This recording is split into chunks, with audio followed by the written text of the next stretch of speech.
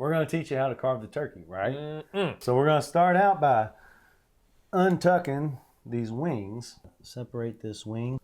Break this skin right here, the little joint. So you can literally just kind of break it away. Cut straight down.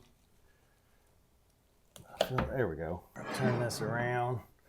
We'll lay our leg right here. Just like that. So there's our bone. So there is some nice thigh meat right there. Kind of keep all the dark meat together.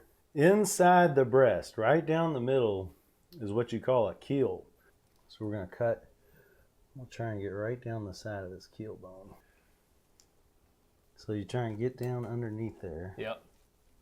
And it should kind of peel. Looks like it's coming right off there for you. That's a big old piece. That's our breast. All right, so now what you want to do, this meat, you can see the way it runs. Yep. So you want to go against the grain. You can see our big breast there. Look at that sound. Oh, so this. Yeah, that's what we want it to look like. As a part of your presentation. Yeah. Look at that.